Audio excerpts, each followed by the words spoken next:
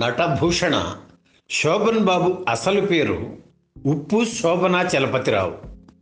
1937 జనవరి 14న మధ్యతరగతి కుటుంబంలో జన్మించారు. ఇంట్లో పెద్ద కొడుకు ఆయనే. నటనంటే ఆసక్తి ఆయనకు చిన్నతనం నుండి ఉండేది. తన స్వగ్రామం చిన్న నందిగామలో హై స్కూల్లో చదువుతున్నప్పుడు తొలిసారిగా ఓ ఆంగ్ల నాటికలో శోభన్ బాబు నటించడం విశేషం. ఆ రోజుల్లో సినిమాలు చూడాలంటే పక్కనే ఉన్న గ్రామం తిరువూరు వెళ్లాల్సి వచ్చేది. అప్పట్లో ఏఎన్ఆర్ నటించిన కీలుగుర్రం చిత్రం శోభన్ బాబును ఎంతో ఆకట్టుకుంది. పాతాళ భైరవి, మల్లీశ్వరి, దేవదాసు చిత్రాలు చూశాక తను కూడా హీరో కావాలనే కోరిక కలిగింది. గుంటూరులో ఇంటర్మీడియట్ చదివే రోజుల్లో ఎన్టీఆర్ నటించిన మల్లీశ్వరి చిత్రాన్ని 22 సార్లు చూశారు శోభన్ బాబు. ఆ సినిమా ఆయనకు అంతగా నచ్చింది. నటరత్న ఎన్టీఆర్ అంటే శోభన్ బాబుకు ఎంతో అభిమానం. ఎన్టీఆర్ గుంటూరు ఏసీ కాలేజీలో చదివారని, అక్కడ ఓపెన్ ఎయిర్ థియేటర్ ఉందని, ఆ స్టేజ్ మీద ఎన్టీఆర్ నాటకాలు వేసి పేరు తెచ్చుకున్నారని శోభన్ బాబు పత్రికల్లో చదివారు. అందుకే ఇంటర్ పూర్తి కాగానే బీఎస్సీ చదవడం కోసం ఏసీ కాలేజీలో చేరారు శోభన్ బాబు.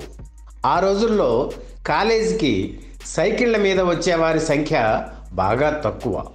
శోభన్ బాబు మాత్రం సైకిల్ మీదే కాలేజీకి వెళ్ళేవారు. అప్పుడప్పుడు పంచె కట్టుకొని కాలేజీకి వెళ్ళేవారు. అలా పంచె కట్టుకొని వచ్చిన రోజున కాలేజీ క్యాంటీన్లో అందరి చూపులు ఆయన మీదే ఉండేవి. కాలేజీలో శోభన్ బాబు ఎక్కువ మందితో కలిసేవారు కాదు, చాలా తక్కువగా మాట్లాడేవారు. ఇదిగో ఈ ఫోటోలో ఉన్న 5గురితో మాత్రమే మాట్లాడేవారు. వీళ్ళ పేర్లు ఏమిటో తెలుసా? TS Shastri, PH Prasad, P Srihari, TSR Prasad, Raja Rammohan Rao. AC కాలేజీలో చదువుతున్న రోజుల్లోనే పునర్జన్మ అనే నాటిక ప్రదర్శించారు శోభన్ బాబు. అందులో ఆయనే హీరో, ఆయన friend Shastri heroine, Koka Sanjeevarao villain. నాటిక హిట్. శోభన్ బాబుకు మంచి పేరు వచ్చింది. హీరో అయ్యాక శోభన్ బాబుకు మహిళా ప్రేక్షకుల ఫాలోయింగ్ ఎక్కువగా ఉండేది. ఎంతోమందికి ఆయన కలల రాకుమారుడు.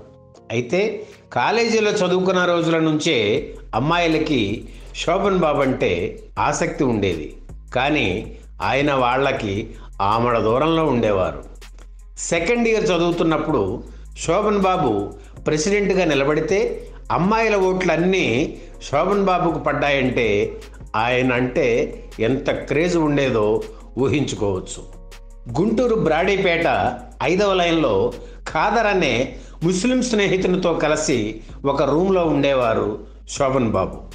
సాయంత్రం కాగానే శంకర విలాస్ హోటల్ దగ్గరికి తన స్నేహితులతో వెళ్ళేవారు శోభన్ బాబు. తెలుగు సాహిత్యం గురించి చర్చించేవారు. సినిమాలు తక్కువగా చూస్తుండేవారు. సరస్వతి టాకీస్లో విడుదలయ్యే ఆంగ్ల చిత్రాలను మాత్రం తప్పకుండా చూసేవారు శోభన్ బాబు. అలాగే పుస్తకాలు బాగా చదివేవారు. డిగ్రీ పూర్తయ్యాక ఎన్టీఆర్లానో ఏఎన్ఆర్లానో తను కూడా హీరో అయిపోవాలనే కోరిక శోభన్ బాబుకు కలిగింది. అందుకే లా చదువుతానని చెప్పి ఇంట్లో ఒప్పించి మద్రాసు చేరుకున్నారు శోభన్ బాబు. ఆ తర్వాత జరిగిన కథ ఏమిటో మనందరికీ తెలిసిందే. ఈ వీడియో మీకు నచ్చితే లైక్ చేయండి, షేర్ చేయండి, వెంటనే సబ్స్క్రైబ్ కూడా చేయండి.